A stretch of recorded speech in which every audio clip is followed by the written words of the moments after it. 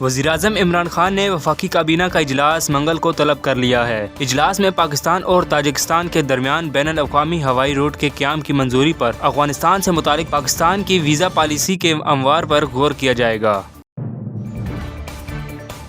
वफाकी वज़ीर इत्तलात फवाद चौधरी के मुताबिक कालेदम तहरीक-ए-तालिबान पाकिस्तान के साथ मुज़ाकरात पर रियासत का मौक़िफ़ साफ और वाज़िया है। जो पाकिस्तान के आइन और कानून को मान कर चलेगा तो उसके साथ चलेंगे, वरना पहले भी लड़े हैं और अब भी लड़ेंगे। शेख रशीद अहमद के तर्जुमान के मुताबिक वज़ीर दाखिला को दिल का दौरा पड़ने की खबरों में किसी किस्म की कोई सदाकत नहीं है। वज़ीर आला पंजाब सरदार उस्मान बुज़दार ने बच्चों को इंसदाद पोलियो के कतरे पिलाकर सूबे में मुहिम का आगाज कर दिया। 5 रोज़ा इंसदाद पोलियो मुहिम 17 दिसंबर तक जारी रहेगी। सियालकोट में श्रीलंकन शहरी को कत्ल करने के केस में इंसदाद दहशतगर्दी अदालत ने मजीद 18 मुल्ज़िमान का 15 रोज़ा जिस्मानी रिमांड मंजूर कर लिया है।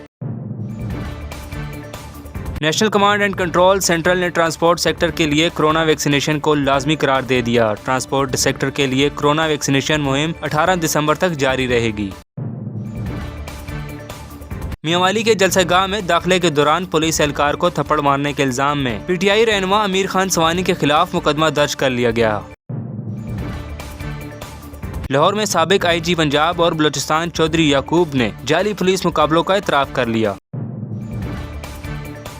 इस्लामाबाद सुप्रीम कोर्ट में कपास की पैदावार वाले इलाके में शुगर मिल्स की मुंतकिली के केस में Hamza sugar mills, JDW sugar mills को भी फरीक बना लिया गया।